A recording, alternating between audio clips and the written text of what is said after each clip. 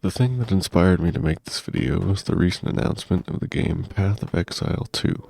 It's going into early access. I'm personally really excited for it, and many people in the ARPG space think it's going to be one of, if not the best ARPG of all time. And even just in early access, it's going to have more in-game content than all of its competitors. I haven't been playing the previous game, Path of Exile 1, from the beginning, but I did see some videos on how the company that created the game, Grinding Gear Games, began, and thinking back to that inspired me to make this video. In the early 2000s, the developers of Path of Exile 1 played a lot of Diablo 2, which was the genre-defining ARPG at that time. They noticed Diablo 2 was much better than all of the other similar games, and they studied and came up with all of the reasons why that was, and they thought they could make a game that was better than all of those other games and even a worthy successor to Diablo 2. They believed this even while having no experience in game design, but despite that, they created a small team and got to work. The original Path of Exile finally released in 2013, shortly after the release of the official sequel, Diablo 3. That game was not well received in the beginning and only helped Path of Exile's success. In the next few years, it had ups and downs, but eventually started getting steady growth.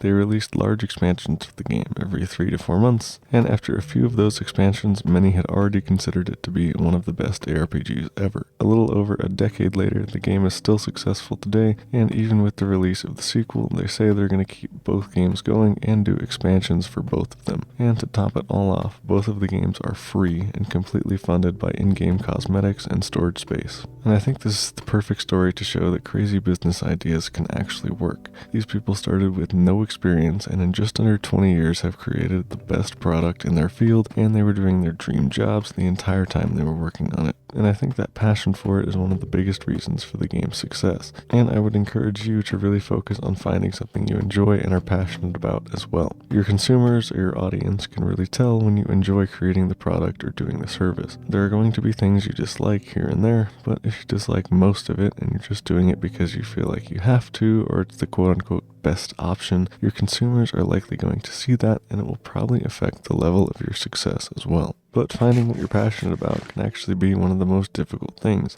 and I think we can learn something about that from this story as well. The developers of this game didn't look very far. They played a game, liked it, and wondered if they could do it better. It really can be that simple. Just look at all of the things in your own life that you do right now that you really enjoy. Could you make your own version of one of those things? Could you write content or make videos about one of those things? Do you think you have skills that would be valuable to the company that makes one of those things? I'm sure there are similar questions that I'm not thinking of, but you get the idea. Think of how you can provide value to a community you are already a part of in some way, and then go do it. And I think that's another great thing to learn from this. They didn't go get a degree or something for 4 years before they did anything. They immediately started studying other similar games and got to work making their own. And I'm sure they ran into tons of problems along the way and still have problems to this day. And in this case specifically, I know this to be true. I've played the game and I've seen many of the various bugs and balance issues, and for the most part they patch them out within a couple weeks and everybody moves on. And I'm sure it will be the same for you. When you encounter a problem, learn the skills you need for that specific problem and solve it, and then repeat with the next problem you run into. Do this enough and you'll eventually know things no one else in your field does, and create a product or service in your field no one else can. Anyway, I hope this video inspires you to create something that you're passionate about, and I hope you guys have an awesome and a productive rest of your day, and I'll see you in the next video.